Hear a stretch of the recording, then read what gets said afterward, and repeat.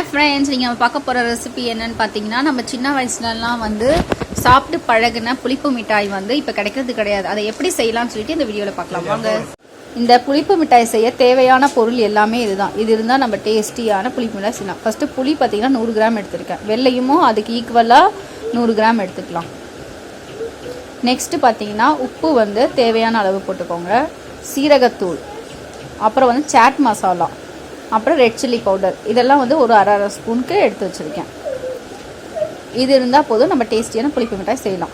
First வந்து புளி வந்து எடுத்துட்டு இதில் வந்து சுடு தண்ணி பார்த்தீங்கன்னா இது மூழ்கிற அளவுக்கு ஊற்றினா போதும், நிறைய ஊற்றிடாதீங்க.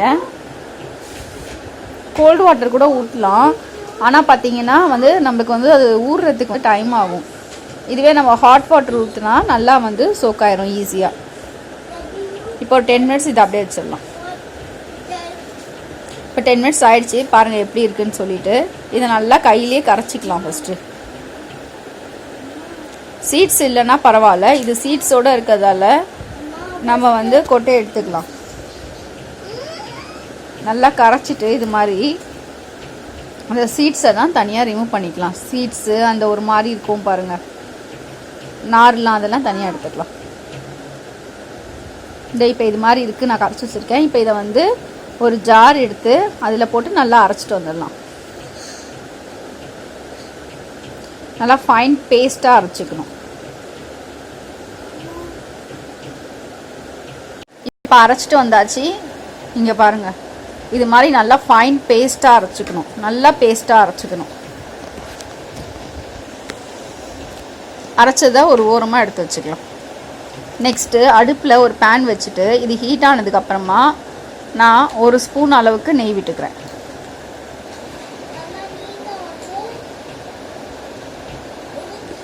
இப்போது நெய் நல்லா ஹீட் ஆகிடுச்சு.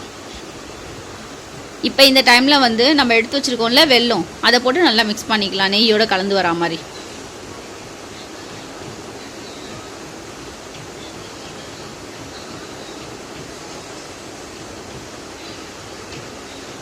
இப்போது இந்த வெல்லம் கரைய சும்மா ஒரு 2 டேபிள் ஸ்பூன் வந்து தண்ணி ஊற்றிக்கலாம். நிறைய விட்டுறாதீங்க, ஒரு 2 ஸ்பூன் அளவுக்கு தண்ணி விட்டாலே போதும்.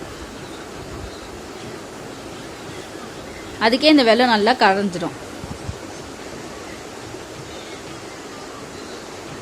இது செய்ய மிஞ்சி போனால் வந்து ஒரு 5 மினிட்ஸ் தான் ஆகும். இது டேஸ்ட்டும் நல்லாயிருக்கும். இங்கே பாருங்கள், நல்லா வெல்லம் கரைஞ்சி வந்துடுச்சு.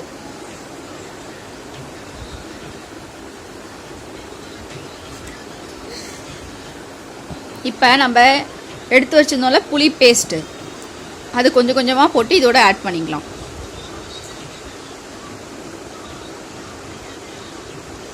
கொஞ்சம் கொஞ்சமாக இது மாதிரி எடுத்து போட்டு நல்லா கிளறி விட்டுக்கலாம். நல்லா மிக்ஸ் பண்ணிக்கோங்க. புளியும் வெல்லமும் சேர்ந்து வரா மாதிரி நல்லா மிக்ஸ் பண்ணிக்கோங்க.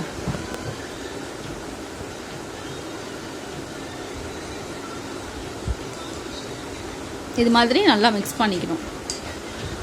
ரெண்டும் திரண்டு நல்லா பிளாக் ஆகணும், அது வரைக்கும் நம்ம வெயிட் பண்ணணும்.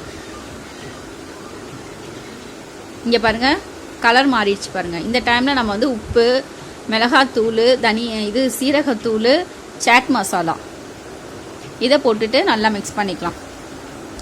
இதில் ஏதாவது ஒன்று இல்லைனாலும் பரவாயில்ல, விட்டுருங்க. ஆனால் மிளகாத்தூள் மட்டும் கண்டிப்பாக இதுக்கு போடணும். இங்கே பாருங்கள், இதோட கலரே நல்லா அழகாக சூப்பராக இருக்குது பாருங்கள். இது மாதிரி நல்லா மிக்ஸ் பண்ணி விட்டுட்டே இருக்கணும். பேனில் ஒட்டாமல் தனியாக அந்த நம்ம இப்போ கலந்து வச்சுருக்கோம்ல புளி, இது வந்து தனியாக வரணும். அப்போ தான் இதோட பதம் வந்துடுச்சுன்னு அர்த்தம். இங்கே பாருங்கள், நான் அது இப்போ தள்ளுறேன்னா தள்ளும் போது பாருங்கள் எல்லாமே பாருங்கள் தண்ணியாக வராமல் நல்லா தனியாக வருது பாருங்கள். இதுதான் இதோட பதம். இது வந்ததுக்கப்புறமா நம்ம வந்து ஸ்விட்ச் ஆஃப் பண்ணிக்கலாம். இது ஆறுற வரைக்கும் வெயிட் பண்ணணும். இப்போ இது மாதிரி ஆறிடுச்சு. இப்போ வந்து இது மாதிரி பிளாஸ்டிக் கவரை வந்து சும்மா ஒரு சின்னதாக இது மாதிரி கட் பண்ணி வச்சுக்கோங்க. வச்சுட்டு ஒரு ஓரத்தில் கொஞ்சமாக இது மாதிரி அந்த சாக்லேட் இதில் போட்டுட்டு அப்படியே இதை வந்து இந்த மாதிரி ரவுண்டாக கொண்டு வாங்க.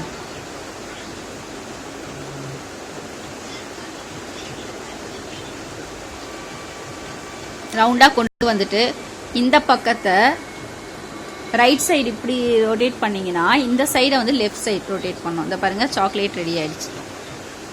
இங்கே பாருங்கள், இது மாதிரி நம்ம மற்றதையும் செஞ்சுக்கலாம். இங்கே பாருங்கள், நான் எல்லாமே செஞ்சுட்டேன். பாருங்கள், பார்க்கவே எவ்வளோ கலர்ஃபுல்லாக இருக்குதுன்னு சொல்லிட்டு. இங்கே பாருங்கள், ஒரு டெக்ஸ்சர் எவ்வளோ சூப்பராக அப்படியே நம்ம கடையில் அப்போ சாப்பிட்டோமே அதே ஞாபகம் வரும். டேஸ்ட்டும் அமேசிங்காக இருக்கும். இதை ட்ரை பண்ணிவிட்டு எனக்கு கமெண்ட் பண்ணுங்கள். ஓகே ஃப்ரெண்ட்ஸ், இந்த வீடியோ உங்களுக்கு பிடிச்சிருந்தா லைக் பண்ணுங்கள், ஷேர் பண்ணுங்கள், கமெண்ட் பண்ணுங்கள், சப்ஸ்கிரைப் பண்ணுங்கள். பக்கத்தில் ஒரு பெல் ஐக்கான் இருக்கும், அதையும் ப்ரெஸ் பண்ண மறக்காதீங்க.